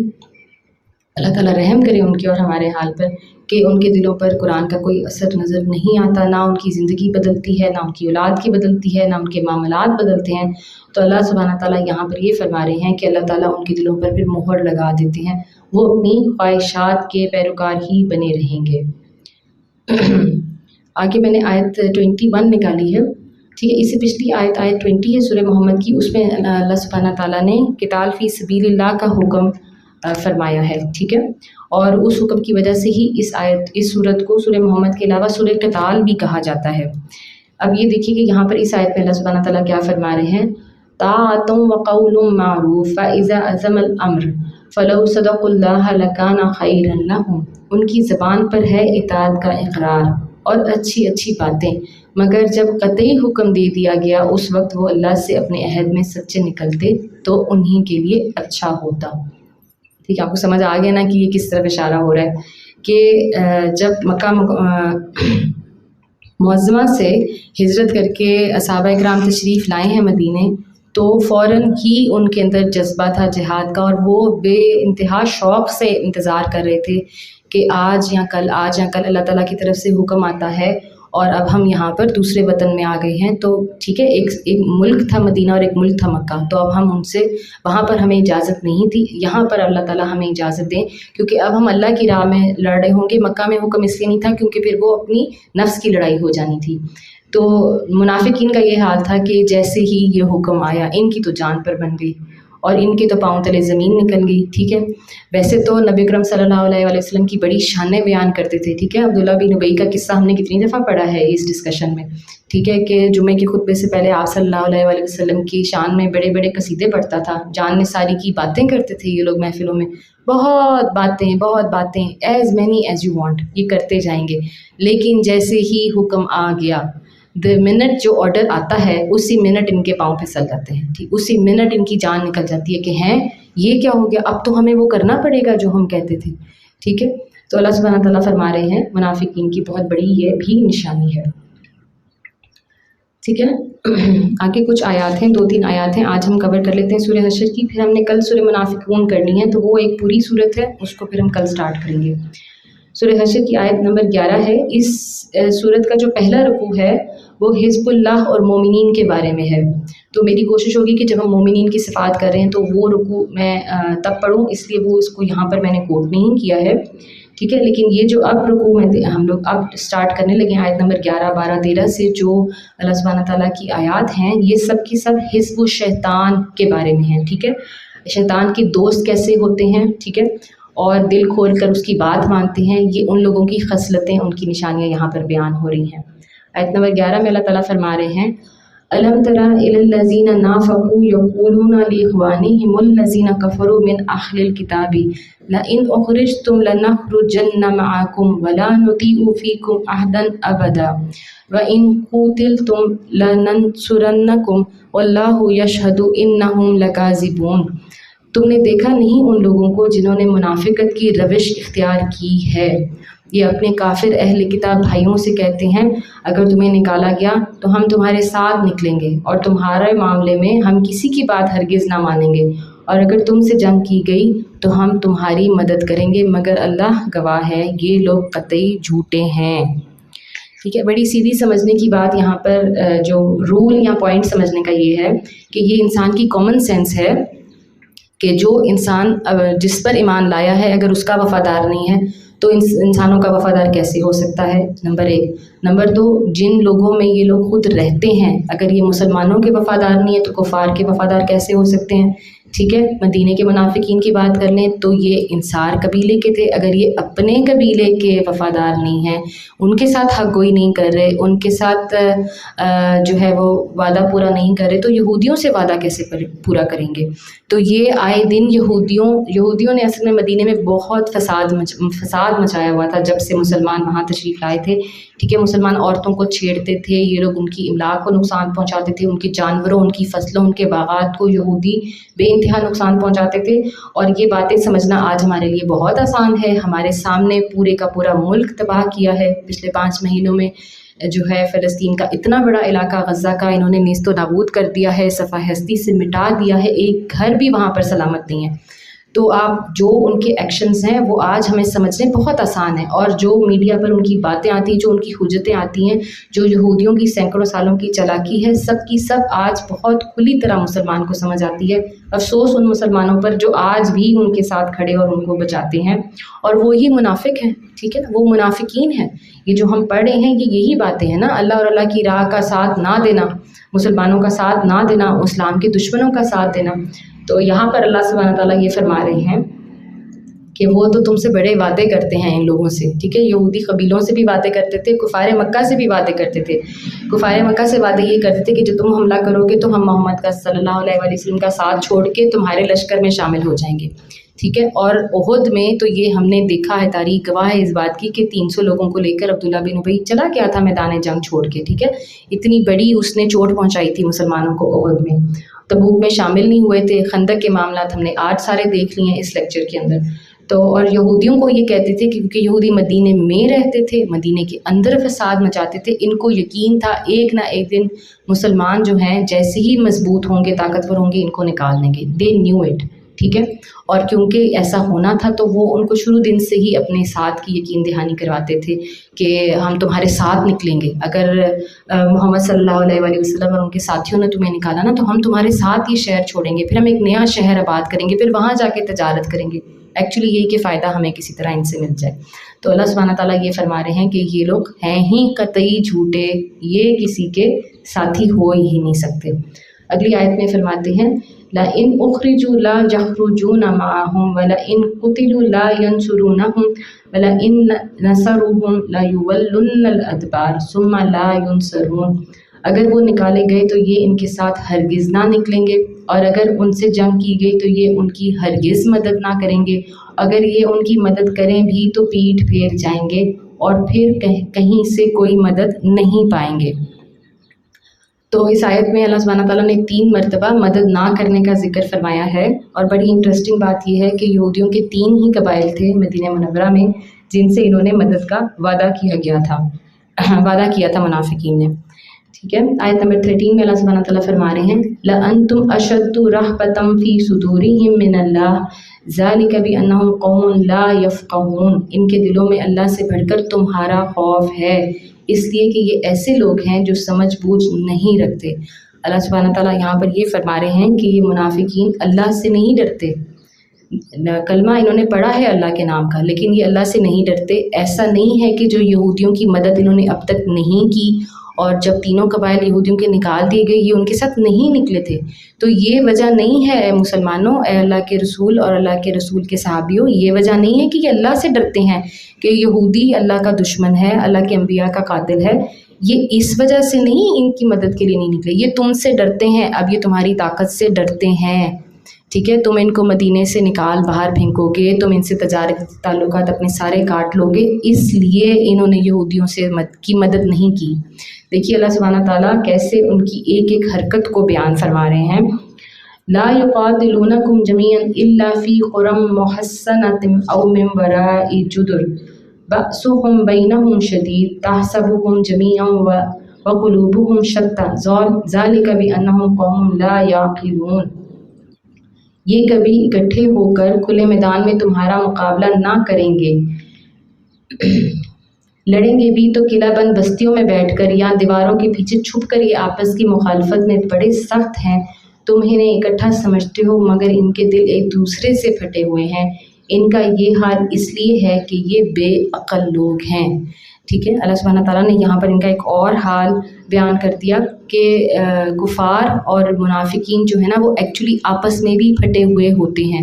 یہ بات لیکن صرف تب تک پوری ہوتی ہے جب تک مسلمان متحد ہوں، ٹھیک ہے. یہ جو معاملات ہم نے نبی اکرم صلی اللہ علیہ وسلم کے دور میں اسلام کے عروج اور طاقت اور بعد میں 600-700 سال کی حکومت دیکھی ہے مسلمانوں کی، وہ صرف اسی وجہ سے تھی کہ کفار پھٹے ہوئے تھے، منافقین پھٹے ہوئے تھے اور مسلمان متحد تھے، ٹھیک ہے. اس وقت جو سچویشن ہے وہ بالکل اپوزٹ ہے. اب ہم یہ کہیں جی کیوں تھرڈ ورلڈ کنٹریز کیوں پس رہی ہیں، مسلمان ممالک کیوں پس رہے ہیں، اب تو یہ آیت اپلائی نہیں ہوتی. تو اب اس لیے اپلائی نہیں ہوتی کیونکہ اب مسلمان خود پھٹے ہوئے ہیں، ٹھیک ہے. جب مسلمانوں نے اپنے مرکز کو چھوڑ دیا ہے اور اب کفار اور یہود وہ سب متحد ہیں، تو پھر جو متحد ہوتا ہے اس کا جتھا اسٹرانگ ہو جاتا ہے. کمثل الذین من قبلہم قریبا ذاقوا وبال امرہم ولہم عذاب علیم. یہ انہی لوگوں کی مانند ہے جو ان سے تھوڑی ہی مدت پہلے اپنے کیے کا مزہ چکھ چکے ہیں اور ان کے لیے دردناک عذاب ہے، ٹھیک ہے. یہاں پر اللہ سبحانہ تعالیٰ نے منافقین مدینہ کے ساتھ یہودیوں کو بھی وارن کر دیا ہے کہ تم سے تھوڑی ہی مدت پہلے بنی اسرائیل دنیا میں ذلیل و خوار ہو چکے ہیں جو انہوں نے اپنے انبیاء کی نافرمانی کی تھی. تو اے منافقین آج تم ان کی روش پہ چل پڑے ہو، تمہارا بھی انجام ان کے ساتھ ہی ہونے والا ہے. کمثل الشیطان اذ قال للانسان اکفر فلما کفر قال انی بریء منکم انی اخاف اللہ رب العالمین۔ ان کی مثال شیطان کی سی ہے کہ پہلے وہ انسان سے کہتا ہے کہ کفر کر، اور جب انسان کفر کر بیٹھتا ہے تو وہ کہتا ہے کہ میں تجھ سے بری و ذمہ ہوں، مجھے تو اللہ رب العالمین سے ڈر لگتا ہے۔ ٹھیک ہے، یہ جو شیطان کا یہ جو کال ہے نا، یہ بڑی انٹرسٹنگ بات ہے۔ سورہ ابراہیم آیت نمبر 32 میں اللہ تعالیٰ نے بالکل یہی مضمون بیان فرمایا ہے کہ اتنا چالاک یہ اس کی حرکت ہے شیطان کی۔ کلمہ پڑھا ہوا ہے اس نے، ٹھیک ہے، پھر اللہ تعالیٰ کی نافرمانی کی ہوئی ہے، پھر اللہ کے نام کی قسم کھا کر وعدہ لیا ہوا ہے کہ میں اللہ تعالیٰ آپ کا نام لینے والوں کو بہکاؤں گا اور مجھے قیامت دیں، یعنی کہ رب سے ہی رب کی نافرمانی کی اجازت مانگتا ہے۔ ٹھیک ہے، اس کے بعد پھر پورا جو دنیا کا دور ہے، جتنی دیر تک دنیا نے قائم رہنا ہے، دنیا میں بسنے والوں کو بہکاتا ہے۔ پھر جب روز محشر جب اپنے رب کے آگے پیش آنا ہوتا ہے، وہاں پہ بدک جاتا ہے اور ہمیشہ یہی کہتا ہے کہ میں بری و ذمہ ہوں۔ ٹھیک ہے، تم پر جو ہے وہی کا نور آ گیا تھا، میں نے تمہیں بہکایا تھا، میں اس بات سے بری و ذمہ ہوں کہ تم نے مجھے فالو کیا۔ ٹھیک ہے، سو آئی ایم ناٹ رسپانسبل۔ شیطان کا یہ ایک بڑا پیٹ جملہ ہے۔ یہ جو دنیاوی معاملات ہیں نا ہمارے، اس میں بھی شیطان ہمیں جہاں جہاں بہکاتا ہے، یا جو شیطانی فطرت کے لوگ ہمیں بہکاتے ہیں، ان کا ہمیشہ یہی معاملہ ہوتا ہے کہ کنویں میں دھکا دے کے پیچھے سے ہٹ جاتے ہیں۔ ٹھیک ہے، اور پھر کہتے ہیں نہیں دیکھیں ہم نے تو آپ کو بتا دیا تھا نا کہ کیا صحیح اور کیا غلط ہے، اب آپ نے اپنی مرضی سے اس کو فالو کیا ہے۔ تو اللہ سبحانہ تعالیٰ یہ فرما رہے ہیں کہ ان لوگوں کی، ان منافقین کی، اور یہ جو شیطان صفت لوگ ہوتے ہیں، ان کی مثال بالکل شیطان کی اپنی جیسی ہی ہے کہ وہ پوری مسلم امت کو بھٹکا کر بعد میں یہ کہے گا کہ میں تو بری ذمہ ہوں۔ آیت نمبر 17، یہ سورہ حشر کی آخری آیت ہے جو ہم نے آج ڈسکس کرنی ہے۔ فَقَانَ عَاقِبَتُهُمَا أَنَّهُمَا فِي النَّارِ خَالِدِينَ فِيهَا وَذَلِكَ جَزَاءُ الظَّالِمِينَ۔ پھر دونوں کا انجام یہ ہونا ہے کہ ہمیشہ کے لیے جہنم میں جائیں، اور ظالموں کی یہی جزا ہے۔ ٹھیک ہے، اللہ سبحانہ تعالیٰ یہاں پر ان کا خاتمہ، ان کا انجام بتا رہے ہیں۔ منافقین کا انجام بھی یہی ہونا ہے، حزب الشیطان کا انجام بھی یہی ہونا ہے۔ جو لوگ شیطان کی روش پر چلتے ہیں، جو لوگ اللہ اور اللہ کے رسول کے دشمن ہیں، جو لوگ دین کے احکامات کی خلاف ورزی کرتے ہیں، ان کا جو انجام ہے وہ یہ ہے آگ جو تمہارے لیے تیار کی گئی ہے۔ اور اللہ تعالیٰ قرآن کریم میں بار بار انسان کو جھنجھوڑنے کے لیے اس انجام کی طرف توجہ دلاتے ہیں، بار بار اس کو خیال دلاتے ہیں کہ تم اپنی زندگی میں ہی سمجھ جاؤ اور مرنے سے پہلے تم توبہ کر لو۔ تو جب بھی اس طرح کی آیات آتی ہیں تو ضرور دعا کیا کریں، اللہم اجرنا من النار، اللہم لا جعلنا منہم۔ ضرور اللہ تعالیٰ سے دعا کیا کریں کہ نہ ہم ان لوگوں کے ساتھ اٹھائے جائیں، نہ ان کے ساتھ ہم دنیا میں بیٹھیں، نہ ہمارا خاتمہ ان کے ساتھ ہو، اور نہ شیطان ہمارے دلوں کو بھٹکائے۔ الحمدللہ ہم یہاں پر اپنا سیشن آج کا کمپلیٹ کرتے ہیں۔ سبحانک اللہم و بحمدک، نشہد ان لا الہ الا انت، نستغفرک و نتوب الیک۔ سبحان ربک رب العزۃ عما یصفون وسلام علی المرسلین والحمد للہ رب العالمین۔ تلاوت قرآن اللہ کی شان، تلاوت قرآن اللہ کی پہچان۔